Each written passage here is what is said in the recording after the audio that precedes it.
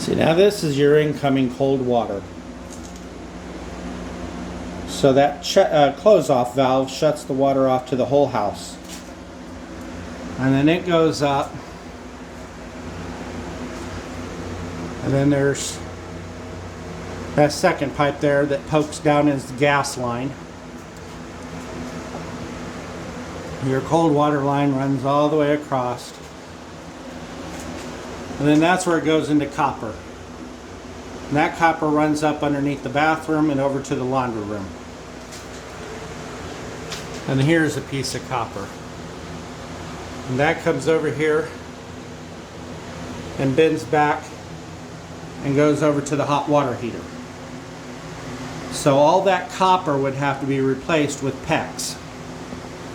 So you'd have a blue line that would be blue because that's cold water. And then that second pipe on the right, it would be hot water. So you'd want a red PEX line to indicate hot. And then that comes back up and that comes back over here and goes back up underneath. That's the outside spigot.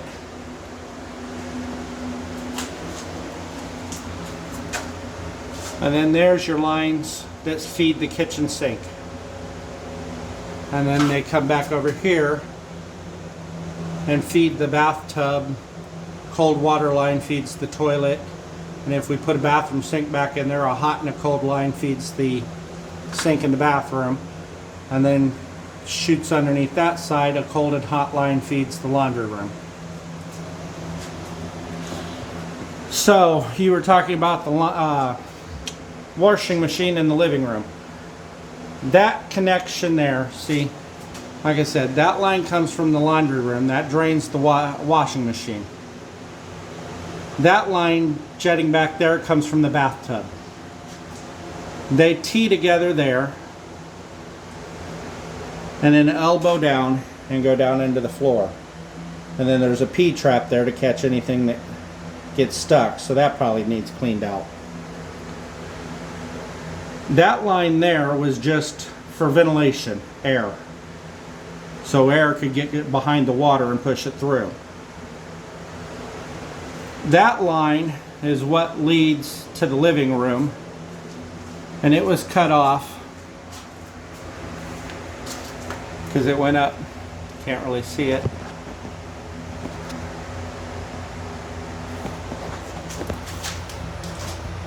That was the hole that it went through for your vent and your water line. So that much tubing is left. That could be used for the kitchen sink. And it's pretty long.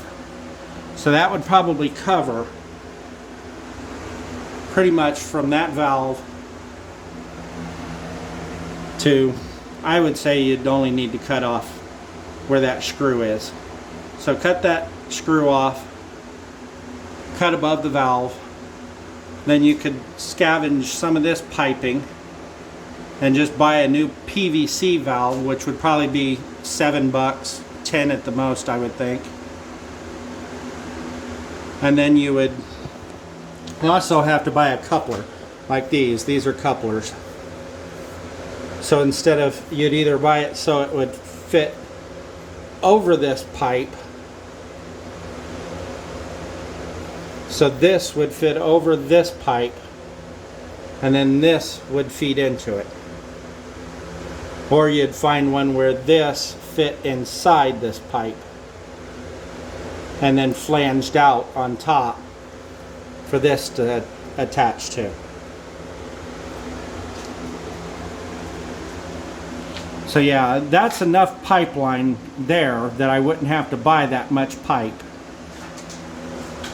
But I wouldn't have to really cut out much because, like I said, I'd just have to cut these junction points out and then re-angle them. But I would have to have, because it makes, I don't know what degrees that is, but I would have to find an elbow that would make that degree turn, and then a secondary elbow that would degree turn back upwards. And then get a plastic version of that check point.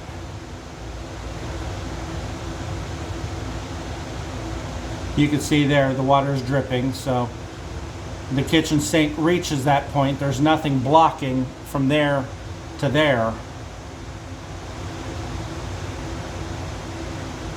So I would assume that whatever's blocking the line is somewhere in here or below. Yeah, all this, if you want to go PVC, all this metal piping would turn into plastic garden hose like piping that would be strong enough for the water pressure of the house. And then all this shit is worth money. And there's a cluster up underneath the laundry or the bathroom of copper piping.